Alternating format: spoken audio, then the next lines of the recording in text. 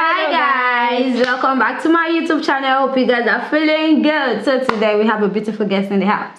Vibrant Precious. And today, guess what? We're going to be talking about dogs. Like, wow, this is really catchy, guys. So before we get into the video, I hate dogs. So anything I say, don't find it. I know, right? She hates dogs or anything. I hate dogs, so I'm not even supporting them. I'm already hating them already. And I'm going to make you like them because I'm going to get a pet into this house. Actually, like the day I get one, we're actually going to. I'm leaving that house. Okay, guys. So today we're going to be checking out are dogs haram? Like, Yeah, I get what haram is. So let's check it out, guys.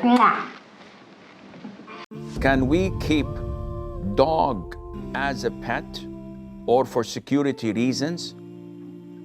As a pet, it is totally prohibited. The Prophet said, alayhi salatu wasalam, that angels do not enter a house where there's a portrait, a statue, or a dog. And he said that whoever keeps a dog other than a dog of a shepherd dog or a dog for hunting or guarding, then each day out of his own good deeds, Allah will erase and deduct the weight of Mount Uhud of good deeds, of hasanat. A relative actually, who has a chihuahua in his house. And so many times our relatives tried to give him advice and he said, oh, it's cute, it's lovely, it's this, it's that. So I said to him, listen, do you have enough good deeds every single day that would equal Mount Uhud in hasanat? He said, not even 1/10 of that. I said to him, then in this case, you're in debt. Because every day this is being erased and deducted from your good deeds. And this, my friend, means that you're in real deep trouble. So this is not permissible. Now, for security reasons, this is permissible, providing that these reasons are legitimate. So again, keeping a chihuahua in your house is not for security reasons. It can be eaten by cat. So if you have a German Shepherd, a Doberman, something that is really vicious, and there is a need for it, that you are in a really disturbed environment or neighborhood, that you fear for your life, and without that they will not be deterred from breaking into your house. This seems to be permissible, providing that you keep the dog outside the house and not allowing it to enter the house, and Allah knows best. Yeah, so most people get the impression that Muslims somehow have something against dogs. So we need to go back and see where this comes from. First, we look at the Quran to see if the Quran says anything about dogs, and then we go to the traditions and we put everything together. Well, the Quran actually doesn't say anything negative about dogs. In fact, there is something positive, because in the story of the youth who hid in the cave in the 18th chapter of the Quran, the 18th chapter, we have it that they had a companion, a dog. Many commentators say that this dog will also be in paradise. Now we know that nothing impure or unclean will be in paradise, but this dog will be there. So some will say, okay, but God will make this dog pure, so it'll be in paradise. But nevertheless, the Quran does not show anything negative about the dog and doesn't show that the dog is impure. On the other hand, there is actually a mention in the Quran that the food that is procured for Muslims by means of their hunting animals is permissible to eat. This is specifically mentioned in the 4th verse of the 5th chapter of the Quran. Among the hunting animals, there were dogs at the time. So it is well known that the dog would go hunt the animal, or at least retrieve the animal that may have been killed by a spear or arrow. The dog would go retrieve it and bring it. So the dog comes with the animal in its mouth. The saliva of the dog is impure, but this seems to speak against that, because obviously the saliva of the dog gets mingled with the meat which it brings to its master. So from the Quranic perspective, there doesn't seem to be anything wrong with dogs, and dogs may be good hunting animals, and the meat that they bring in their mouths are good for Muslims to eat, obviously after washing and so on, as we would treat any other meat. So where does this idea come from that dogs are somehow impure? Well, it could be that at the time there were some dogs which were rabid, and the best way of dealing with that situation to protect the population was to euthanize some dogs.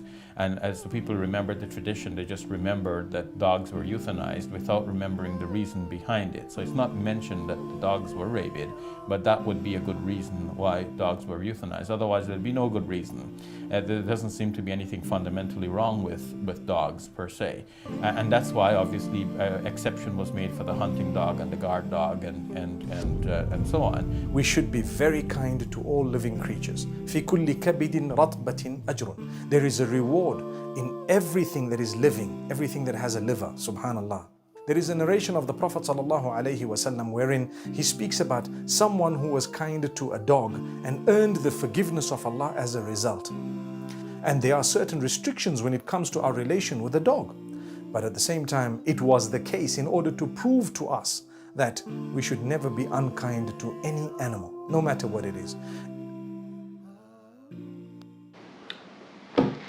Wow, I'm sure you're happy right now, because they're like dogs are now. Like me, I guess that's actually a hard decision for me to make, because I feel I'm still gonna get a pet and I'm still gonna get a dog for security reasons as well, because I actually had a dog before, but due to some reasons I actually lost my dog, and that was very, very painful, because to me, I actually love dogs so much because they're understanding and loving and, you know, caring.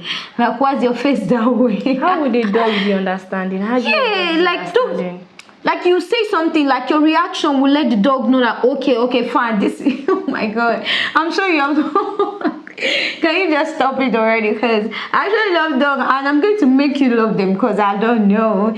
And honestly, it's not that I'm saying that dogs should not be used for security reasons, but I actually understand what the Quran is trying to say here. You keeping the dog in your house is more like caging the dog, and you do not know if the dog wants to be there or not, or if the dog wants to stay with his family. They even, like, just like the way I am now, I rather prefer to stay with my family than to go to a place where I don't know anybody, and I will stay there even if they're feeding me well and all, but I can still prefer the comfort of my family and my friends, even if he's in the cage. Do you understand? I feel that's what the Quran is trying to say. But for security reasons, it's no harm, because the dog is going to protect you and all. And I feel in the Muslim world, if you are keeping a dog in your house, that means you are doing a bad thing. So every single day is counting for you. So you are trying to even do a better thing to, you know, give yourself the boost, like you're a good person, and then keeping a dog in your house is a bad thing, like it's a haram. Do you understand? But even for security reasons and hunting for food is not a haram. So I actually understand perfectly what they mean, because I actually agree though. I get what it is. It's more like taking someone's child without taking permission from the parents or anything, and then keeping them in the house, and they can't talk. They can express love, they can fall in love with you, they might like you, but I don't know if they want to be there.